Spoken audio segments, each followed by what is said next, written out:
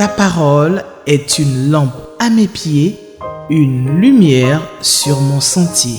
Psaume 119, verset 105. La méditation.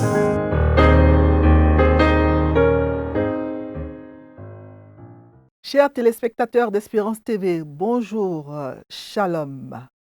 Alors, je suis heureuse de présenter l'émission La méditation avec vous en ce jour. Et le texte que nous propose le lecteur de la Bible pour le dimanche 15 septembre 2024 à lire au cours de cette émission est celui des Actes des Apôtres, Actes chapitre 8, versets 14 à 25. C'est le texte que nous allons lire pour la méditation de ce jour. Acte 8, versets 14 à 25. Et nous allons prier. Seigneur, ta parole est une lampe à nos pieds et une lumière sur notre sentier. Nous prions, Seigneur, que tu nous éclaires maintenant, que tu nous parles à travers cette parole au nom de Jésus. Amen. Acte 8, versets 14 à 25, c'est le texte que nous propose le lecteur de la Bible pour le dimanche 15 septembre 2024. Et je vais le lire dans la version Louis II. Les apôtres qui étaient à Jérusalem, ayant appris que la Samarie avait reçu la parole de Dieu, y envoyèrent Pierre et Jean. Ceux-ci, arrivés chez les Samaritains, prièrent pour eux afin qu'ils reçoivent le Saint-Esprit. Car ils n'étaient encore descendus sur aucun d'eux, ils avaient seulement été baptisés au nom du Seigneur Jésus. Verset 17. Alors Pierre et Jean leur imposèrent les mains et ils reçurent le Saint-Esprit. Lorsque Simon vit que le Saint-Esprit était donné par l'imposition des mains des apôtres, il leur offrit de l'argent en disant « Accordez-moi aussi ce pouvoir afin que celui à qui j'imposerai les mains reçoive le Saint-Esprit. » Mais Pierre lui dit « Que ton argent périsse avec toi, puisque tu as cru que le don de Dieu s'acquérait à prix d'argent. » Verset 21. Il n'y a pour toi ni part ni lot dans cette affaire, car ton cœur n'est pas droit devant Dieu. Repends-toi donc de ta méchanceté et prie le Seigneur pour que la pensée de ton cœur soit pardonnée s'il est possible. Car je vois que tu es dans un fiel amer et dans les liens de l'iniquité. Verset 24. Simon répondit, priez vous-même le Seigneur pour moi, afin qu'il ne m'arrive rien de ce que vous avez dit. Verset 25. Après avoir rendu témoignage à la parole du Seigneur et après l'avoir prêchée, Pierre et Jean retournèrent à Jérusalem en annonçant la bonne nouvelle dans plusieurs villages des Samaritains. Acte 8, versets 14 à 25. Il faut dire en introduction que le Seigneur avait dit aux disciples avant son ascension, vous serez mes témoins à Jérusalem, dans toute la Judée et en Samarie jusqu'aux extrémités de la terre. Acte chapitre 1, verset 8. Alors, les disciples, jusqu'à présent, n'avaient accompli qu'une première partie de cet ordre en restant en Judée. Et le Seigneur, dans sa sagesse, va permettre une situation pénible qui va obliger les disciples à franchir l'étape suivante, c'est-à-dire être les témoins du Seigneur Jésus à Samarie et jusqu'aux extrémités de la terre. Il s'agit donc de la persécution du premier martyr de l'ère chrétienne, donc la persécution d'Étienne, la mort plutôt d'Étienne. Alors la mort d'Étienne a pour résultat de disperser les croyants et par conséquent de porter l'évangile ailleurs en dehors de Jérusalem. Vous savez que les Juifs, selon Jean 4, 9, n'avaient pas de bonnes relations avec les Samaritains. Cependant, les chrétiens de Jérusalem, ils avaient appris avec beaucoup de joie et un grand intérêt que les Samaritains avaient reçu la parole de Dieu. La Samarie, c'est une région dans laquelle se trouvent plusieurs villes, dont les villes de Samarie, de Sichar, de Shechem, etc. Donc on voit dans le passage qui précède celui que nous avons lu aujourd'hui, Acte 8, versets 5 à 13, que le diacre Philippe était descendu dans une des villes de la Samarie et y avait exercé un ministère efficace, à la suite duquel plusieurs personnes, de nombreuses personnes s'étaient converties. Des démoniaques avaient été guéris et beaucoup d'autres miracles s'étaient produits. C'est ainsi qu'un personnage important, un magicien nommé Simon, va croire au message de l'Évangile et se faire baptiser. On peut donc diviser le texte que nous avons lu aujourd'hui, Acte 8, versets 14 à 25, en trois parties. D'abord, les versets 14 à 17 qui présentent le cas des Samaritains, les versets 18 à 24 qui présentent le cas de Simon le magicien et le verset 25 qui est le témoignage dans les villes des Samaritains. D'abord donc le cas des Samaritains dans les versets 14 à 17. Donc, les apôtres, plutôt qui étaient à Jérusalem, ils vont apprendre la bonne nouvelle de la conversion des Samaritains et ils vont donc dépêcher deux émissaires sur place, Pierre et Jean. Ils constatent alors que ces Samaritains, ceux-ci, n'avaient pas encore reçu le Saint-Esprit et ils vont leur imposer les mains, prier pour eux pour qu'ils le reçoivent. Voilà. Donc, beaucoup de gens, ils vont se demander pourquoi le Saint-Esprit n'était pas encore descendu sur les Samaritains et si l'imposition des mains est nécessaire pour recevoir le Saint-Esprit. L'imposition des mains semble être ici un cas particulier et non une règle générale. Sinon, comment, sur le plan pratique, les apôtres pouvaient imposer les mains à tous ces milliers de personnes qui se convertissaient dans l'Église primitive? C'était impossible. Il faut savoir que nous sommes ici en face d'un cas exceptionnel qu'il ne faut pas généraliser. Ne cherchons pas dans le cas de la Samarie un modèle pour agir aujourd'hui. Les apôtres ne sont plus là pour communiquer l'esprit par l'imposition des mains. Dieu, il scelle maintenant les siens, ceux qui lui appartiennent, de son esprit, sans intermédiaire, sans imposition des mains, comme le dit 2 Corinthiens 1, versets 21 à 22. Donc, ces Samaritains qui étaient détestés et méprisés par les Juifs, ils vont participer désormais avec eux au baptême et au don du Saint-Esprit. En effet, Galates 3, 28 nous dit qu'il n'y a plus en Jésus ni juif, ni grec, ni esclave, ni libre, parce qu'on est tous un en Jésus. Donc, on nous dit que ces Samaritains, ils ont reçu le Saint-Esprit. Nous ne savons pas exactement quelle en a été la preuve. Peut-être que certains dons spirituels dont parle 1 Corinthiens 12, versets 7 à 10, se sont manifestés. Le texte ne le dit pas clairement. Mais le fait que ces Samaritains ont reçu le Saint-Esprit dans ce qui semble être une expérience postérieure à leur salut a suscité beaucoup de controverses au sein de l'Église. Différentes explications ont été proposées. Il y en a qui disent, certains commentateurs, qu'ils n'étaient pas véritablement nés de nouveau convertis sous la prédication de Philippe et que c'est à l'arrivée de Pierre et Jean qu'ils ont vraiment fait confiance à Jésus et c'est en ce moment qu'ils sont convertis et qu'ils ont reçu le Saint-Esprit. D'autres, ils pensent qu'ils étaient bien nés de nouveau, mais que par la suite, dans une expérience ultérieure, ils ont reçu le Saint-Esprit selon un modèle que les croyants devraient suivre aujourd'hui. Donc, d'abord se convertir et puis être remplis du Saint-Esprit par la suite. Pour d'autres encore, ils étaient véritablement nés de nouveau. Ils avaient bien reçu le Saint-Esprit au moment de leur conversion, mais ils ont reçu des dons et des grâces spéciales du Saint-Esprit lors de l'imposition des mains par Pierre et Jean. Il y a beaucoup de discussions sur ce sujet parmi les chrétiens dans lesquelles je ne vais pas rentrer, mais il faut retenir que quand quelqu'un se convertit au Seigneur, il reçoit le Saint-Esprit. Le Saint-Esprit qui est une personne, la troisième personne de la Trinité. On ne la reçoit pas, cette personne, à moitié. Le don régulier du Saint-Esprit vient avec le salut. Mais le chrétien doit veiller à ne pas attrister le Saint-Esprit, comme cela est écrit dans Éphésiens 4, 30. Il doit donc laisser toute la place à l'action du Saint-Esprit dans sa vie. Nous devons toujours, en tant que chrétiens, désirer et rechercher l'effusion et la plénitude du Saint-Esprit dans notre vie chrétienne. Romains 8, 16 nous dit d'ailleurs que le Saint-Esprit lui-même rend témoignage à notre esprit que nous sommes enfants de Dieu. Donc quand nous nous convertissons, le Saint-Esprit de Dieu est en nous et il rend témoignage à notre esprit que nous sommes enfants de Dieu. Dans les versets 18 à 24, nous avons le cas de Simon. Simon, le magicien, qui recherche des dons pour de mauvaises raisons. On nous dit donc que ce Simon-là, il jouissait d'une certaine notoriété locale. Il était honoré comme quelqu'un qui n'avait pas seulement la puissance de Dieu. Mais on disait de lui, selon le verset 10, que je ne vais pas lire, verset 10 de Acte 8, on disait qu'il est la puissance de Dieu, celle qui s'appelle la grande. En parlant de Simon, cet homme est la puissance de Dieu. On nous dit donc qu'il exerçait la magie. Et dans la Bible, la magie est associée à des pratiques occultes et à la sorcellerie. Donc, quelle que soit la puissance réelle qu'avait Simon, cette puissance venait de Satan et pas de Dieu.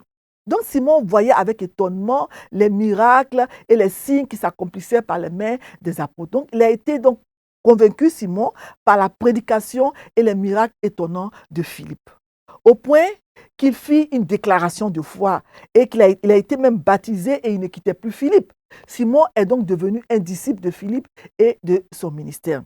Donc, à ce stade, jusqu'à Acte 8, verset 13, rien n'indique que la croyance de Simon elle est fausse ou hypocrite.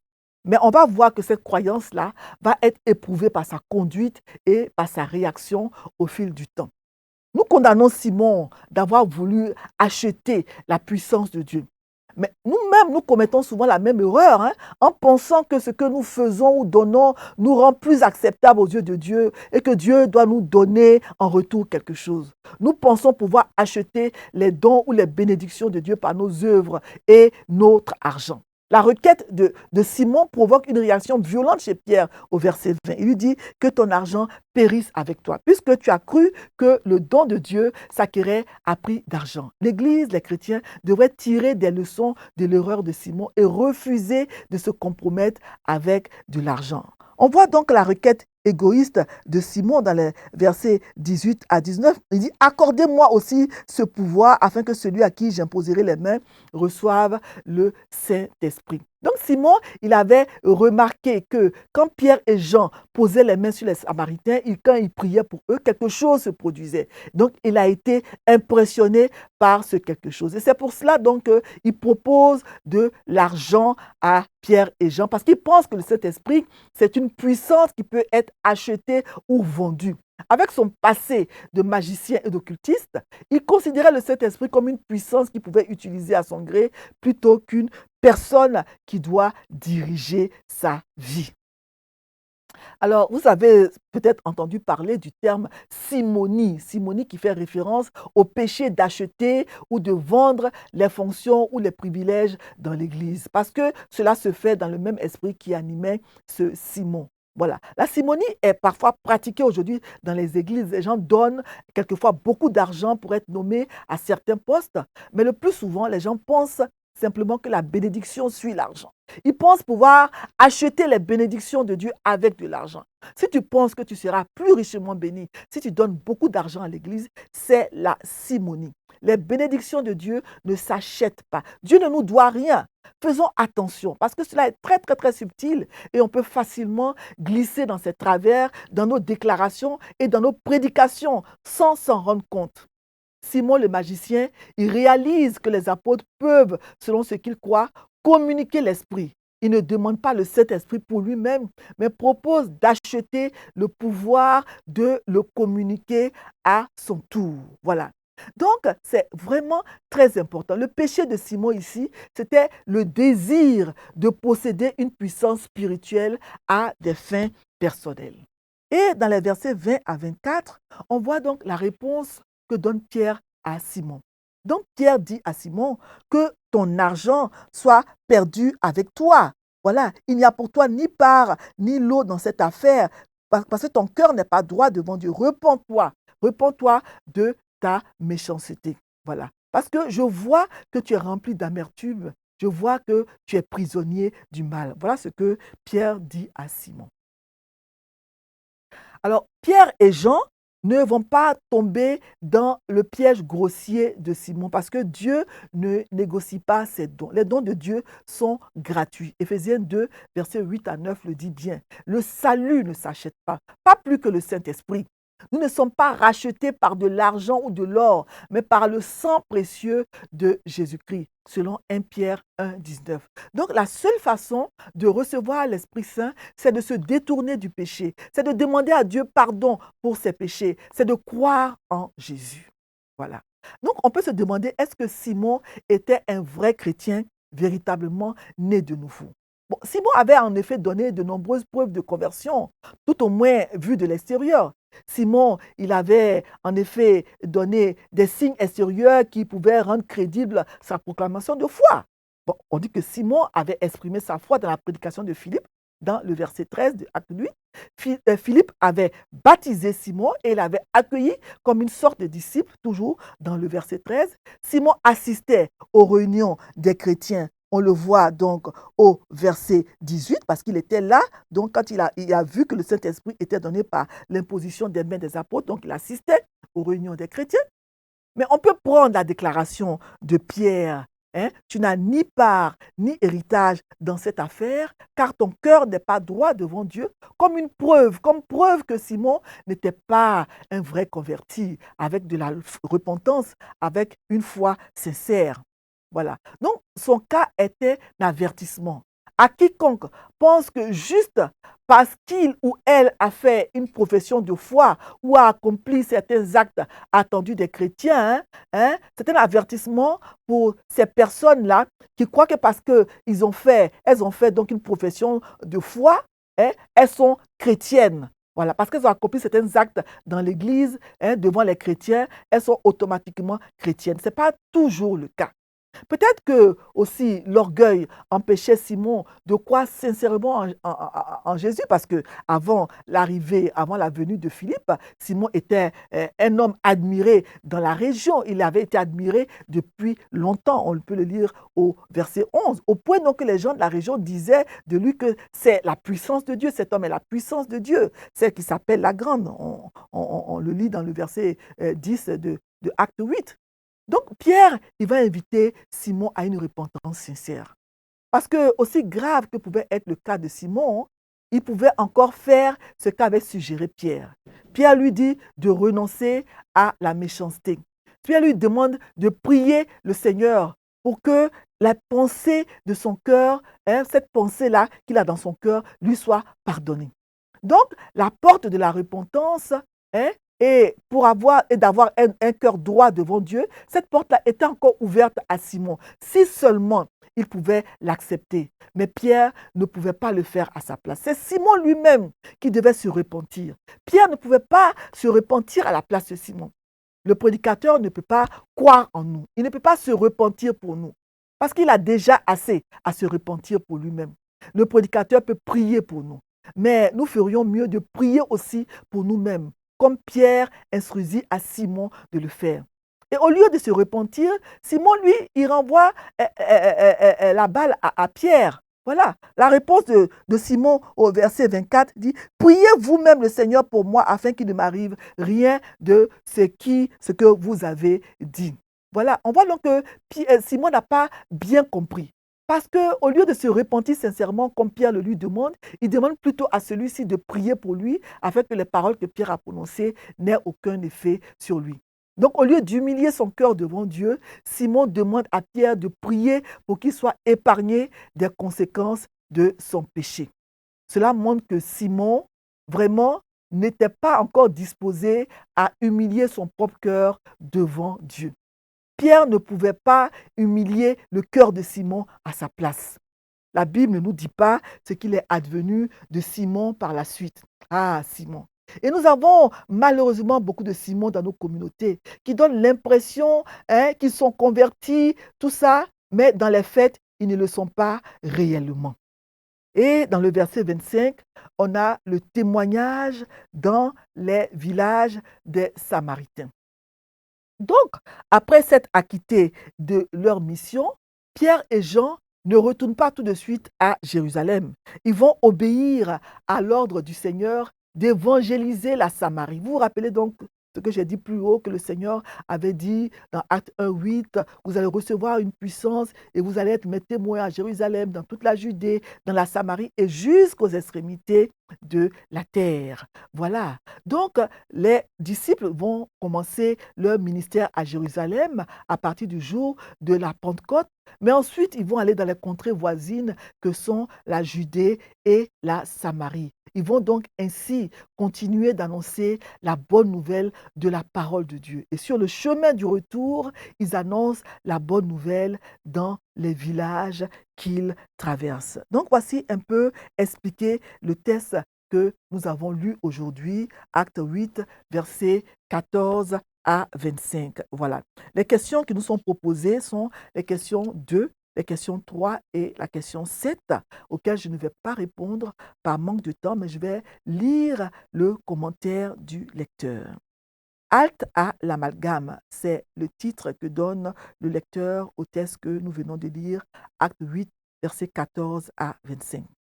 Une autre étape.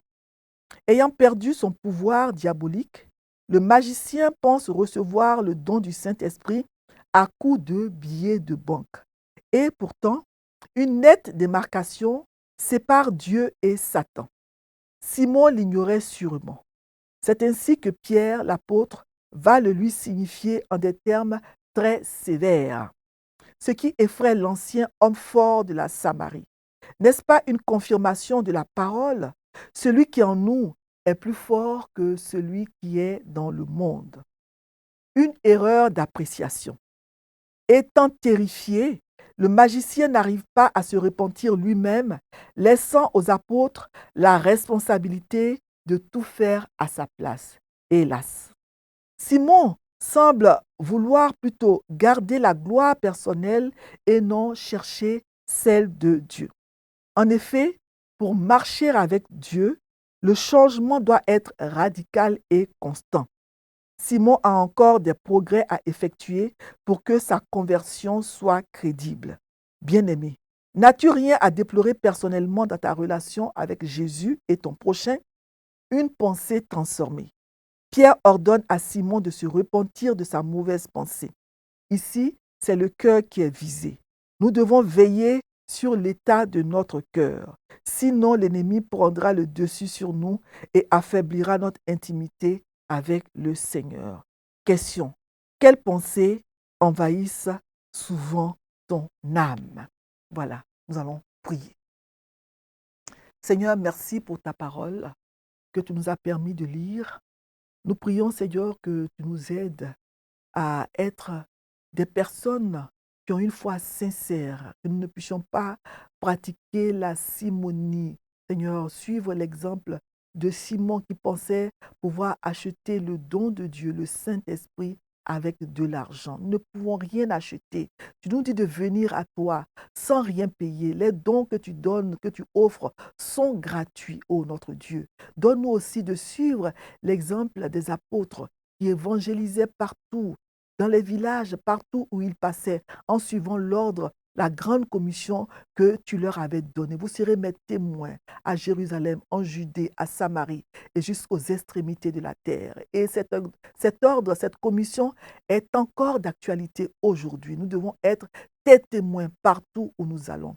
Merci Seigneur pour ces mots, Seigneur, ces versets, cette parole qui nous interpelle et donne-nous de la mettre en pratique dans notre vie de chaque jour au nom de Jésus.